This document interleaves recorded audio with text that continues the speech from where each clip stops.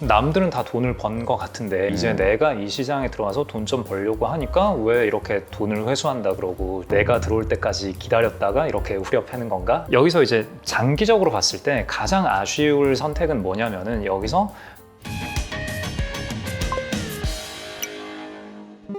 안녕하세요, 이호석입니다. 오늘은 저희 그 새로운 스튜디오에서 첫 번째 방송이에요. 근데 첫 번째 방송의 중요한 게스트는 역시 훌륭하신 분, 그리고 저에게 이제 지금 왜 이렇게 앉아 계신 거지? 다소곳하게? 지금 저 앞에 저희 화면이 보이는 화면이 있는데 네네. 근데 거기에 제가 너무 이러고 있으니까 되게 네네. 너무 거만해 보여가지고 아니 그리고 그리고 반바지를 입고 편안하게 오셨어요. 여기 제가 네. 오늘 좀 운동하다 발가락을 삐어가지고 무슨 운동 하셨는데? 제가 킥복싱 좀 킥복싱이요? 하다가, 네. 아니 이렇게 공부 잘하고 이렇게 생기신 분이 킥복싱을 하셨단 네. 말이에요? 네.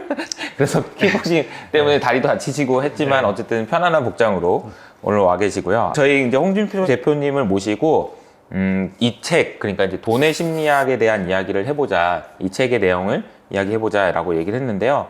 사실은 이제 대표님한테 제가 부탁드린 게 무슨 책을 해도 좋으니까 책은 이제 대표님이 한번 좀 골라주세요 라고 얘기했더니 한참 고민하시다가 이걸 골랐단 말이에요. 우선은 이거를 고르신 이유부터 얘기를 해주시면 좋을 것 같은데. 네, 별로 고민이 길지 않았고요. 그냥 이 아. 책을 하느냐 딴 책을 하느냐로 좀 고민을 했는데 역시 첫 책은 이 책이 좋을 것 같다 싶어가지고 네.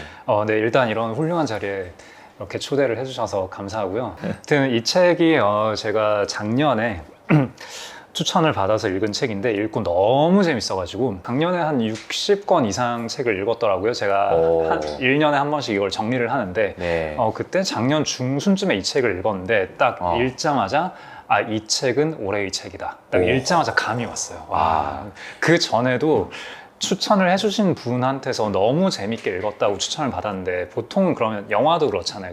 내 기대치가 높아져 있으면은 맞아. 읽으면서 약간 기대는 좀 못 미치는데 재밌더라도 그렇잖아요. 근데 이 책은 제가 많이 기대를 하고 읽었는데도 근데도 너무너무 재밌어가지고 진짜 이거는 올해의 책이다라고 작년 중순에 이미 결정을 해버렸어요. 그렇군요. 네, 저도 뭐 강연도 적지 않게 하고 저도 나름 졸저도 좀 쓰고 했는데 글도 나름 쓰고 썰도 좀 풀고 다니고 하는데 진짜 그 글빨이 좋다. 표현이 예쁘다, 아름답다라는 게 이런 거구나라는 걸 이 책을 보면서 깨달아가지고 보통은 제가 그 실제 투자를 하지 않은 사람들이 쓴 투자에 대한 이야기는 좀 약간 경원시하는 그런 편인데 물론 이분은 또 투자도 직접 하셨고 또 원래 그 저널리스트 출신이잖아요. 네. 네, 그 글 쓰는 걸 직업으로 하시는 분이 본인의 경험과 주변 또 훌륭한 분들의 얘기를 주워 담으면은 이런 작품이 나오는구나 하는 걸 깨달아서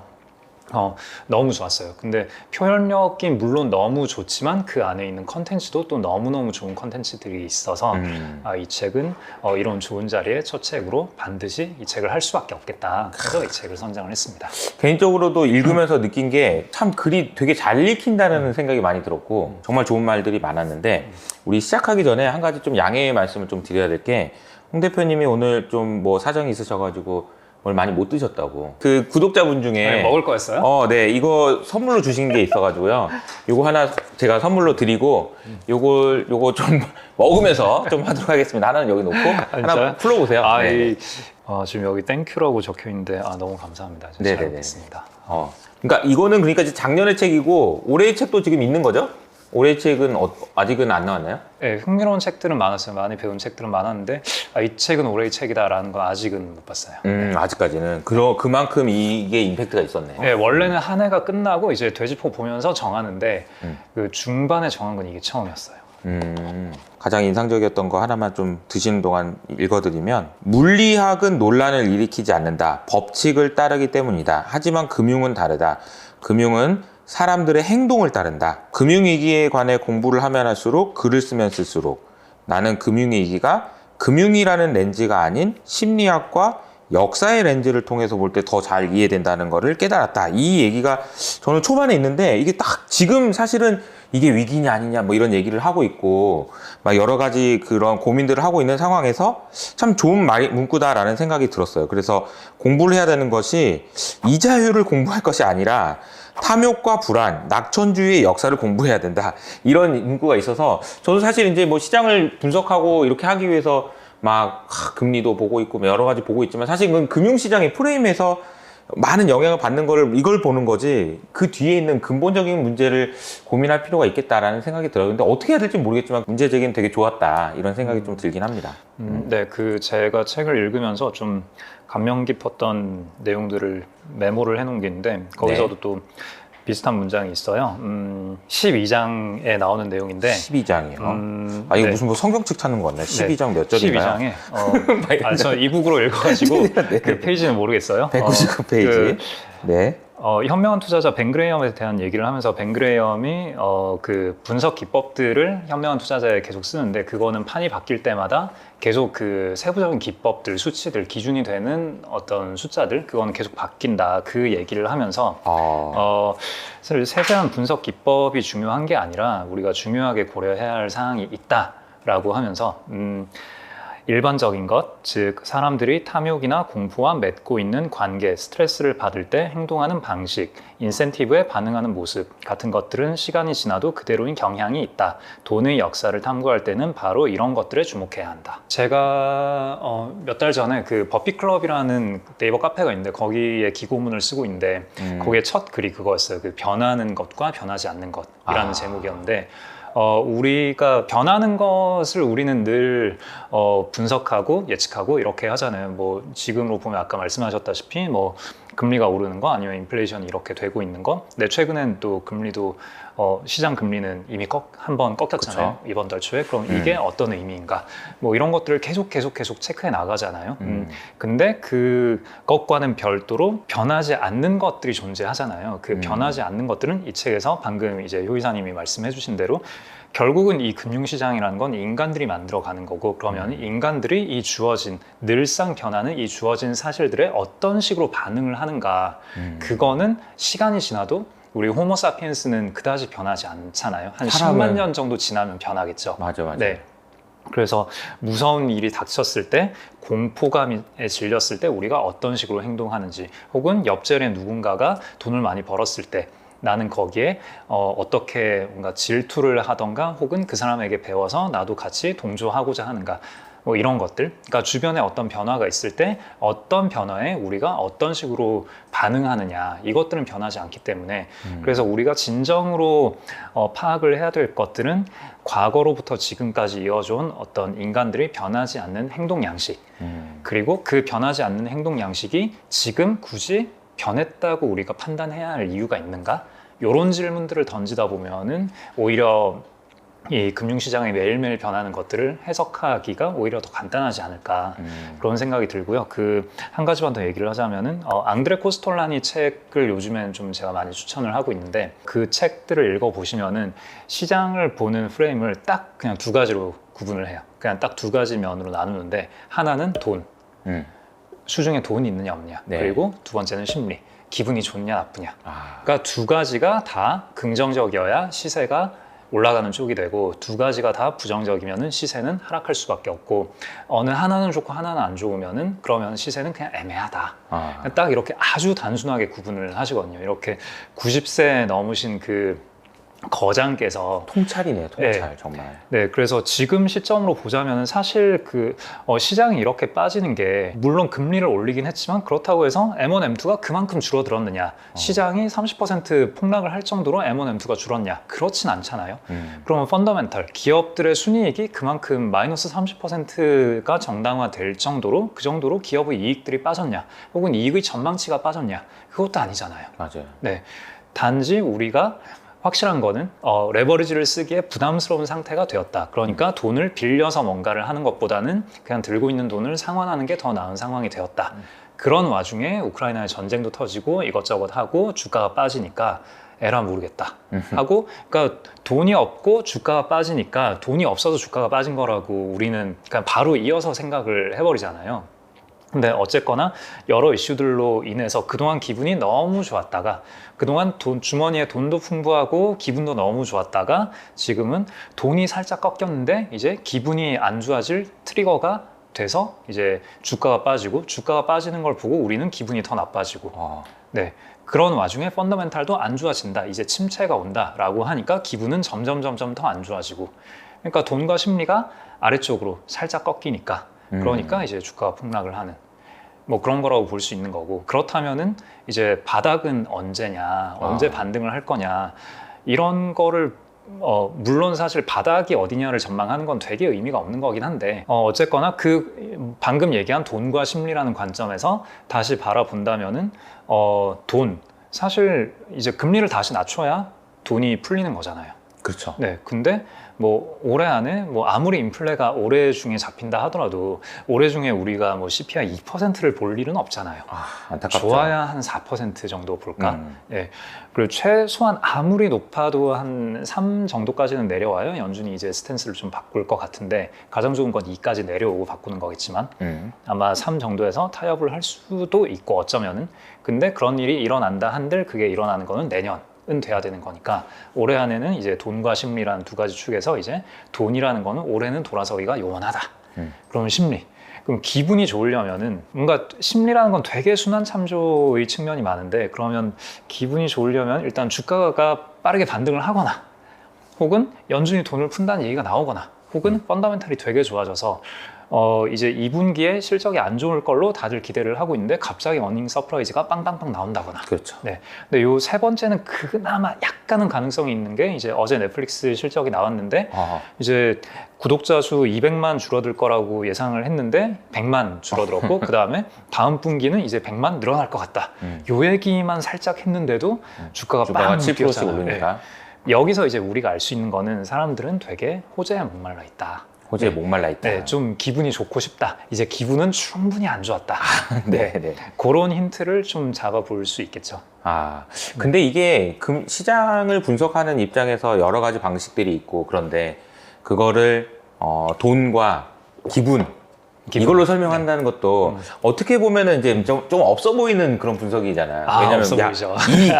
기업의 이익, 그리고 뭐 경기, 그리고 이제 밸류에이션 이렇게 해야 좀 있어 보이는 거고, 심리와 돈 이래 버리면 좀 없어 보이긴 하지만, 앙드레 토스토니가 얘기했으면 그거는 이제 이제 맞는 얘기니까. 근데 거기에 따라서 이제 설명을 해주시니까 돈 유동성 그리고 이제 심리 이렇게 보면은, 심리에 관련돼서 저도 이제 막 분석하면서 ERP 얘기해가지고 막 그림 그려가면서 설명하고, 그것이 금리에 녹아져 있다라는 이야기도 했었는데, 사실 그때 우리가 얘기했던 게 뭐였냐면, 금리가 높았을 때 낮아지는 것보다 낮았을 때 낮아지는 게 주가에 미치는 영향이 더 크다 이런 얘기도 했었던 것 같은데, 근데 거꾸로 지금 상황에서는 금리가 낮았을 때 높아졌기 때문에 주가에 미치는 영향도 좀 컸던 게 아닌가, 그런 생각도 좀 들고, 돌아놓고 보니까 그런 생각도 좀 들어요. 요즘에 그러면은 이제 이 이야기도 이 이야기지만, 최근에 주식시장이 어떻게 보면은 아까 말씀하신 대로 심리가 와르르 무너지면서, 특히나 이제 개인 투자자들을 포함한 많은 기관 투자자들도 주변에 만나보면 기분이 좋은 사람이 없어요. 기분이 다 나빠요. 네. 그래가지고 폭삭 가라앉았단 말이에요. 네. 근데 이런 상황에서는 우리가 어떤 생각을 해야 되는지, 그리고 이제 그런 것도 좀 얘기해 주시면 좋을 것 같은데. 네. 네, 얼마 전에 3프로 나와서도 약간 비슷한 얘기를 했었는데, 사실 최근 들어서 이제는 좀 주식할 만하다 그런 생각이 좀 들거든요. 사실 그동안은 어쨌거나 어느 정도 주식을 공부한 사람들은 가치 평가를 할 줄 알잖아요. 그러니까 제가 이런 얘기도 종종 했었는데, 그 매크로를 정말 그 매크로 대 매크로로 막투막으로 예측을 하는 게 꼭 필요한 건 아니다. 그렇죠. 바텀업 기준에서 보더라도, 바텀업 기준에서 봤을 때 그러니까 개별 주식이 내 마음에 드는 가격이다 아니다, 이 정도는 얘기를 할 수 있잖아요. 그걸로 먹고 사는 게 바텀업 투자자들인데.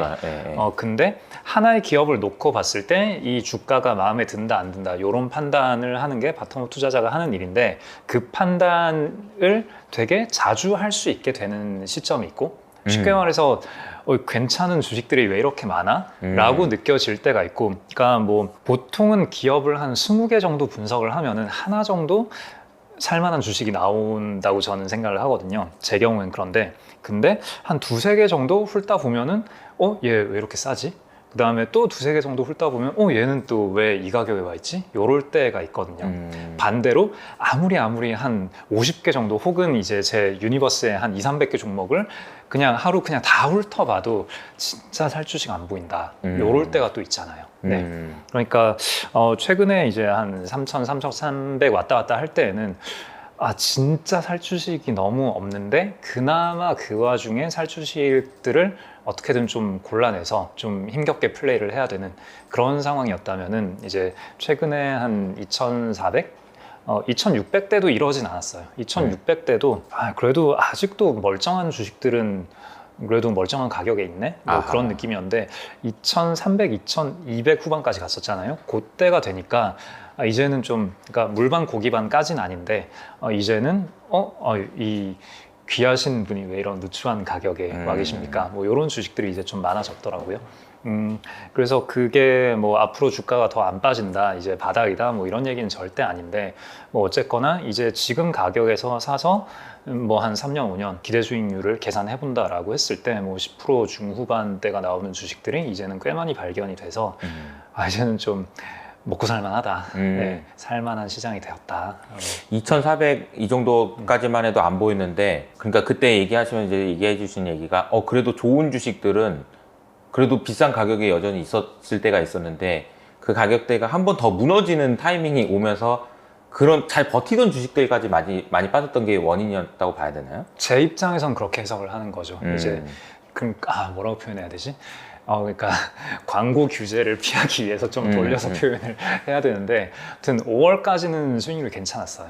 시장 대비 거의 플러스 마이너스 약간 왔다 갔다 하고 있었거든요. 그러다가 6월 들어서 이제 마이너스로 훅 갔는데 그래서 제 입장에서 느끼기에는 저는 당연히 제가 좋다고 생각하는 주식, 그러니까 훌륭한 주식들을 들고 있다고 저는 생각을 하니까 이제 5월까지는 안 좋은 주식들이 빠지고 좋은 주식들은 버티고 있다가 그러다가 6월에는 이제 좋은 주식까지 투매를 당하는 그런 상황이 됐구나. 뭐 저는 그렇게 해석을 하는 거죠. 그러니까 눈에 보인다. 살만한 것들이 좀 그런 얘기고, 그거 좀 알려달라고 얘기하고 싶은데 어떤 기준으로 보면 좀 잘 보여요, 그런 게? 제가 어떤 기준들이 있어서 잘 보인다가 아니라 그만큼 가격대가 싸다. 다시 내려왔으니까. 가격이 싸다. 그러니까 이거는 이제 아마 다른 컨텐츠에서 해야 될. 맞아. 너무 이게 또 네네네. 이거는 그냥 그 가치평가 방법과 맞아. 그냥 버핏클럽에 제가 쓴 글이나 뭐 그런 걸 좀 참고를 하시고. 진채님이랑 이렇게 하면은 이제 질문을 한번 덜 때마다 머릿속으로 계산이 되거든. 잠깐만, 이 질문은 잠깐만 20분짜리인데 이거 다음에 패스. 5분짜리니까 이건 하고 뭐 이런 식으로 되는데, 자, 그러면은 좀 더 다른 얘기를 좀 더 해볼까요? 저는 이 책 하면은 딱 먼저 떠오르는 게 이 책이 아마 첫 챕터일 거예요. 사람들이 세상을 보는 관점은 자기의 유년기, 청년기의 경험에 따라 좌우된다. 어린 시절의 경험에 따라서 세상을 보는 프레임이 바뀌는 거죠. 스토리 1의 제목이 아무도 미치지 않았다요. 아마 그 얘기가 있을 거예요. 맞아요.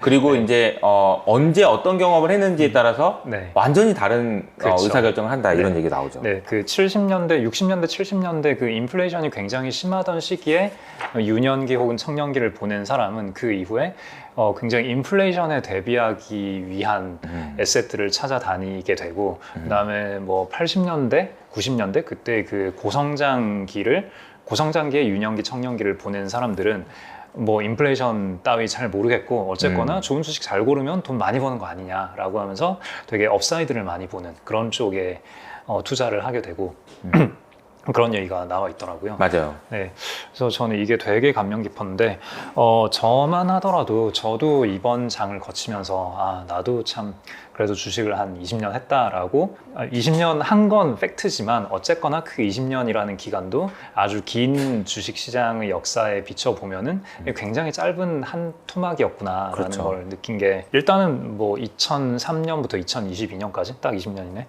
그 시기는 인플레이션이 그렇게 높지 않았잖아요. 2003년, 2007년 요럴 때는 그래도 한 3% 뭐 이 정도 나왔던 것 같은데, 그 이후에는 금융위기 거치면서 뭐 거의 1%대의 연준에서는 미스테리라고 불렀던 그 정도의 인플레이션율을 보였던 때를 겪었고, 투자 대가들의 책을 보면 뭐 대표적으로 뭐 멀리 갈 것도 없이 워런 버핏이나 다른 투자자들의 얘기를 들어보면 항상 인플레이션에 대해서 우리가 어떻게 대응을 해야 할 것인가, 여기에 대한 얘기를 엄청 많이 하거든요. 근데 저는 그게 와닿지가 않았거든요. 뭐 당연히 역사를 공부했으니까 70년대에 되게 높은 인플레이션이 있었고 뭐 때때로 하이퍼 인플레이션이라는 것도 있었고 했는데 그게 되게 피부로 와닿지가 않았고 혹은 또 이런 착각도 한 거죠. 아, 인플레이션이라는 거는 과거에 제조업 기반의 경제가 굴러갈 때 그럴 때 어떤 생산량을 늘리기 위해서는 투입량을 더 늘려야 했고 그러다 보면은 당연히 경기가 좋으면은 수요가 많아지고 그 어떤 생산 요소에 대한 수요가 더 많아지고 하다 보니까 자연스럽게 발생한 거였고 지금은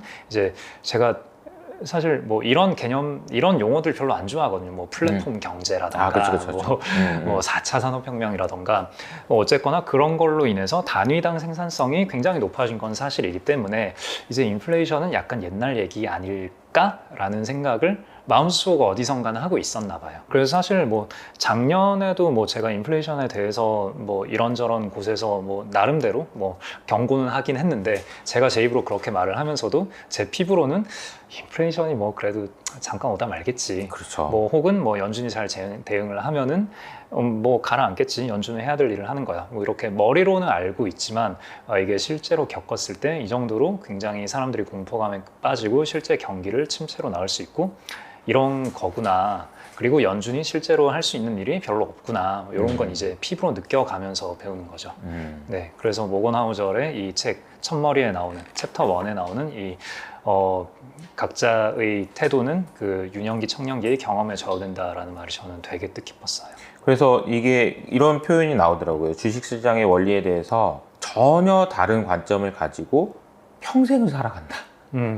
그때 경험했던 그 경험을 가지고 완전히 다른 관점을 가지고 평생 동안 살아간다라는 문구가 진짜 인상적이었어요. 그리고 이제 그 사람들이 같은 식으로 생각할 거라고 절대 생각하면 안 된다라는 이야기도 있었던 것 같아요.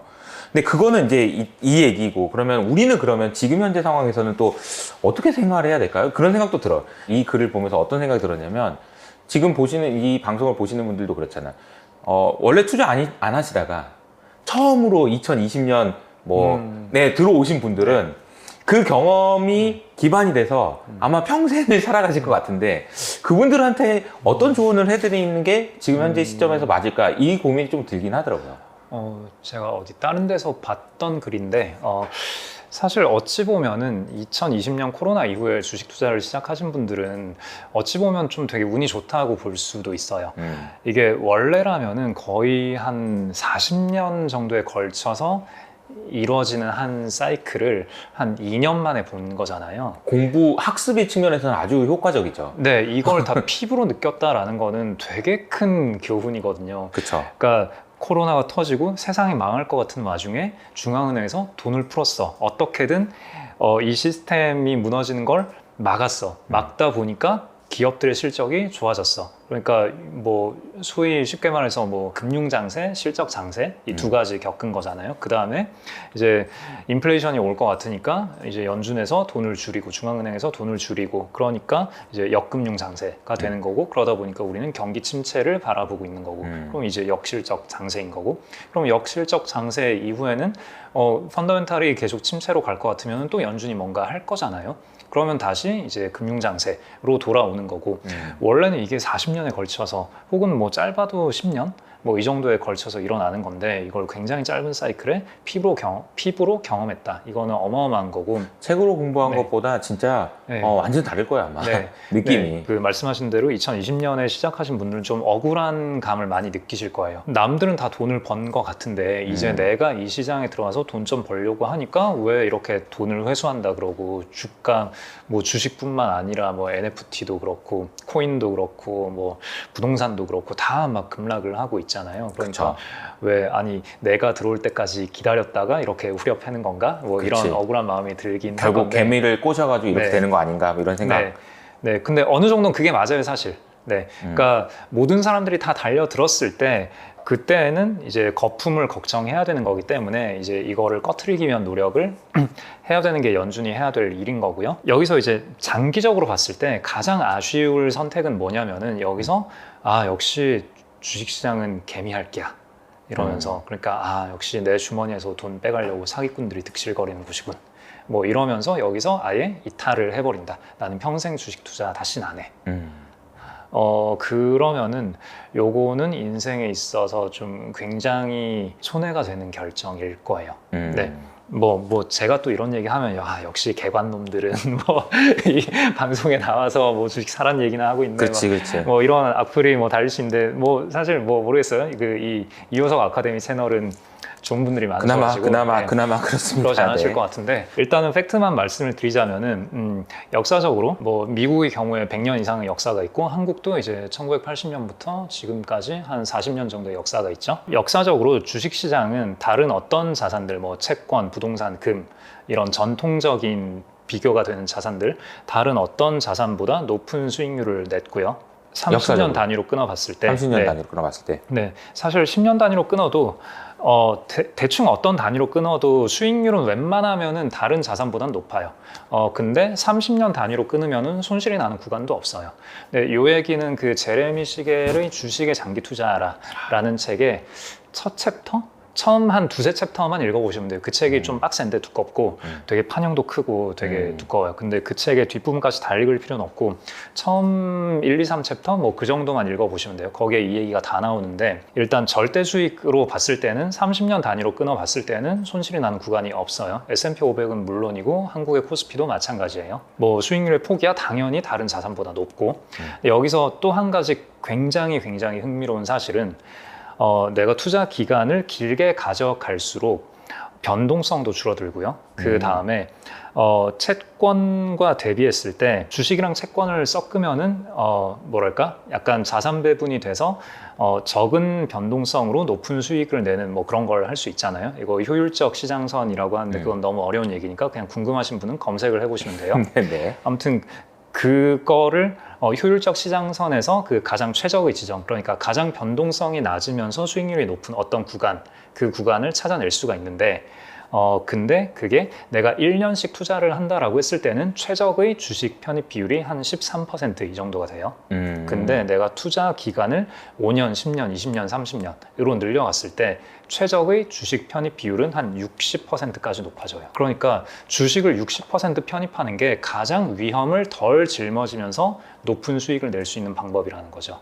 내가 투자 기간만 길게 가져갈수록 내가 호흡만 길게 가져가도 이런 엄청난 성과를 낼 수 있는 어마어마한 에셋이 주식이라는 건데 근데 지금 내가 2020년에 들어왔다가 2022년에 요거 뭐 한 고점 대비 30% 빠졌다 라고 하면은 요 잔파도거든요. 요 잔파도로 인해서 내 평생에 나에게 아주 큰 부를 안겨줄 수 있는 그리고 기회를. 네, 그런 기회를 내가 이 짧은 경험으로 날려버릴 수 있다. 요거는 좀 인지를 해주시면 좋을 것 같아요. 들으면서 제가 챕터 16이 생각났습니다. 챕터 16의 제목이 뭐냐면 너와 나는 다른 게임을 하고 있다 이고요. 네. 거기서 이제 나온 얘기가 뭐냐면은 스스로한테 한번 물어봐라.